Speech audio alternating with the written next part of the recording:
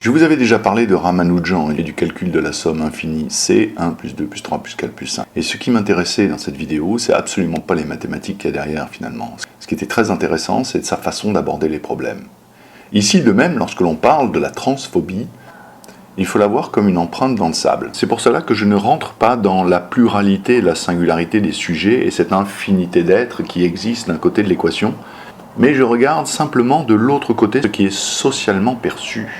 Aziz Light! Et la perception sociale n'est pas du tout une réalité de ce qui est perçu.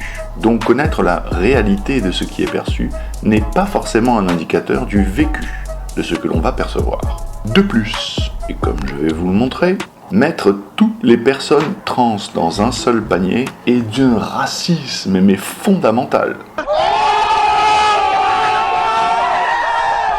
C'est la base de la discrimination et du racisme. Et c'est très américain. Martin Luther King aujourd'hui se retourne dans sa tombe de rage. Le seul message du mec, c'était qu'un jour, il rêvait qu'on arrête de s'aborder les uns et les autres par la couleur de notre peau. Allumez la télé américaine et n'importe qui parle, vous attendez 10 à 30 secondes, vous allez entendre le mot white ou le mot black ou le mot latino ou le mot... L'inclusivité à l'américaine, c'est l'inverse de tout ce qu'il faut faire. L'inclusivité à l'américaine aujourd'hui, c'est passer d'une époque où je veux pas de toi parce que tu es juif, une femme, homosexuelle ou noire, à je veux de toi parce que tu es juif, une femme, homosexuelle ou noire. À aucun moment, je n'ai cessé de te tamponner juif, femme, homosexuelle ou noire. Ils sont accrochés à ces concepts et plus j'essaye de s'en sortir, plus ils les valident en fait. Et malheureusement, pour les gens en souffrance dans cette problématique, eh ben ça aide pas du tout ça. Car mettre les gens dans le même panier, ça implique que ces gens-là vont avoir exactement les mêmes réactions comportementales de la part de la société. Exemple, dans un aéroport, excusez-moi, est-ce que vous pourriez m'aider à porter mes bagages? Disais-je donc, ces gens-là vont avoir exactement le même retour de oui, je vous porte mes bagages que ces gens-là. Et là, vous allez me dire que c'est le même groupe. Pourquoi c'est important de regarder l'implication sociale ? Et non pas l'individu qui évoque la réaction sociale. Eh bien parce que le rôle de l'individu dans la société va jouer un rôle à son identification. Mes deux grands-mères ont toujours grandi dans un monde parfaitement confortable où le coiffeur est un homosexuel, le fleuriste est un homosexuel, le tailleur est un homosexuel. Ils ont toujours eu un rôle social établi. Ça c'est toujours sûr. Mais dans notre quartier, ça n'a jamais été la chasse aux sorcières. Ils étaient très intégrés, discrets, mais parfaitement assimilés parce qu'ils avaient un rôle.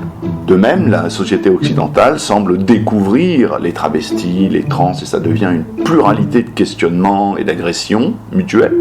En Asie du Sud-Est, les Ktoil et les Ladyboy existent depuis toujours ou presque. Ils ont un rôle bien défini dans la société parce qu'ils sont reconnus comme étant agréable. Et je ne vous parle pas de prostitution, pas du tout. Je vous parle bien d'exister en société, notamment les services dans les restaurants. En tant que client, est-ce que vous préféreriez être servi par cette personne ou par cette personne? Il ne s'agit pas de raisonnement. Je ne vous demande pas si c'est bien. Je vous montre une photo, vous allez avoir des réactions physiologiques. Je vais mesurer votre pulsation cardiaque, vos sueurs et tout. Ouais, on a des bâtonnets en métal qu'on tient dans la main et qui mesurent la sudation des pommes. Donc il ne s'agit pas là d'un raisonnement, il s'agit d'un ressenti. Vous regardez ces deux images et vous avez un ressenti dont vous n'êtes pas responsable. Vous allez être responsable de vos actes. Si vous vous montrez agressif envers l'une des deux personnes, alors là, c'est votre responsabilité. Mais votre ressenti ne l'est pas. Ni dans la répulsion, ni dans l'attraction.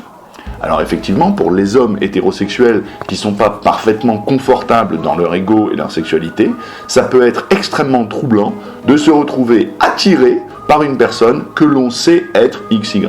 C'est pour ça qu'on ne pourra jamais parler d'un seul problème de société de ce côté-là de l'équation. Je ne sais pas ce qu'est un trans, c'est le ou la patiente qui vient me voir et qui va me dire ce que il ou elle vit. De même, l'impact des pronoms. J'en comprends absolument les deux côtés des opinions. Dans la vie, je ne rencontrerai jamais ce problème ou très rarement ce problème parce que la plupart du temps, les entretiens que je vais avoir sont seul à seul. Nous sommes un groupe de deux, il n'y a pas de majorité. De plus, nous nous rencontrons dans l'intérêt du patient. Donc moi, ce que je désire et ce que je pense, quelque part, on n'en a rien à foutre. Maintenant, le patient n'est pas là pour mener la cure.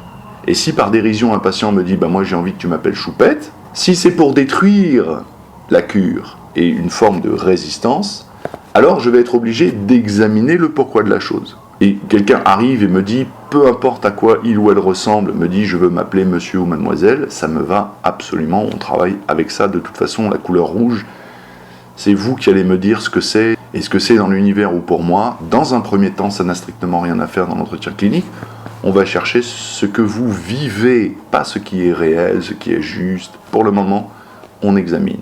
Il faut comprendre aussi de l'autre côté qu'en France, imposer son pronom à quelqu'un, c'est comme si je venais vous voir et que je vous dis vous allez m'appeler Éminence intergalactique, suprême seigneur de Vega, investi de tout pouvoir, et déroger à cette règle que je vous impose serait une hérésie et vous seriez condamné par la loi, bien évidemment. Vous n'allez pas être à l'aise et nous ne démarrons pas sur un pied d'égalité de l'échange. De plus, je vous passe la quasi-ineptie de choisir la troisième personne du singulier que l'on utilise généralement ou que peu en la présence de la personne concernée. Vous allez m'appeler tu ou vous, je vais m'appeler je ou moi et vous parlerez de moi à la troisième personne quand je ne serai pas là. Donc ce serait également vous imposer comment vous parlez de moi quand je ne suis pas là. Or, on sait bien que c'est pas ça qui se passe. Ce qui se passe, c'est être reconnu comme étant libre de ne pas être enfermé dans une loi qui est vécue comme étant liberticide. Et ça, quelque part, je me dois de le défendre. Et oui, bien sûr. Et c'est là que l'intentionnalité fait toute la différence. Si une personne vient me voir et m'impose, donc il y a cette imposition, on sent que sa volonté n'est pas de soulager une souffrance, mais elle est uniquement de prendre l'ascendant sur une relation sociale qui l'angoisse. A l'inverse, une personne qui est authentique et sincère, on le sent, et dès l'enfance d'ailleurs, l'enfant vous pardonnera toujours votre erreur, jamais votre inauthenticité. Quelqu'un qui vient, qui veut se faire appeler mademoiselle et qui se comporte effectivement comme une demoiselle au mieux qu'il a pu intégrer ce que cela voulait dire. On ne peut pas lui en demander plus.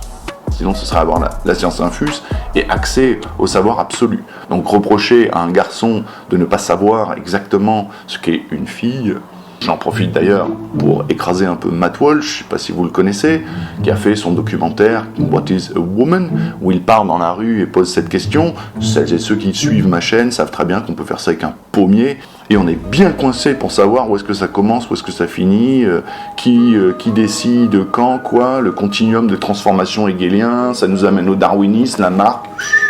Le pommier, on n'est pas prêt de savoir ce que c'est, hein. Et pourtant, il y a un mot, la définition du dictionnaire, mais quand vous y réfléchissez, tout discours, c'était Lacan qui disait ça, poussez n'importe quel discours et il s'effondre. Extrêmement rares sont les discours qui sont étayés sur des faits, et la plupart sont sur des désirs. Bref.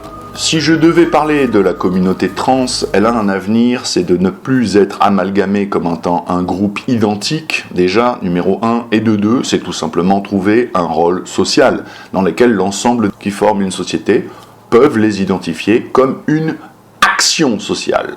Parce que être, c'est bien, mais pourquoi vit-on ensemble ? Si c'est uniquement pour que je sois et que toi tu sois, on n'a pas vraiment besoin de l'un de l'autre, à part chez Hegel pour se dire « dis-moi que je suis et je te dirai que tu es ». Mis à part cette dialectique existentielle, l'important c'est ce que l'on fait ensemble, pas ce que l'on est ensemble. Ramanujan, les infinis, réfléchir de l'autre côté de l'équation, ne pas se précipiter pour faire des groupes, des amalgames et penser que l'on a tout compris. Et surtout, ne jamais connaître l'erreur de croire que parce que je suis, je sais. Parce que ça reviendrait à dire, ouais, vous êtes cancérologue ? Ouais, mais vous n'avez pas le cancer. Non. 20 ans d'études ? Oui, non, mais vous n'avez pas le cancer. Non, bah alors ta gueule. Non, mais tu sais pas ce que c'est que le cancer. Tu peux pas le savoir puisque tu l'as pas, connard. Non, là on est dans du pur délire. C'est pas la personne qui a le cancer qui connaît le cancer. C'est la personne qui a étudié le cancer qui connaît le cancer. Certes, la douleur du cancer, elle ne la connaît pas. Certes, la bébé du cancer... Mais en attendant, pour sauver ta vie, tu veux demander à quelqu'un qui a un cancer ou quelqu'un qui l'a étudié ?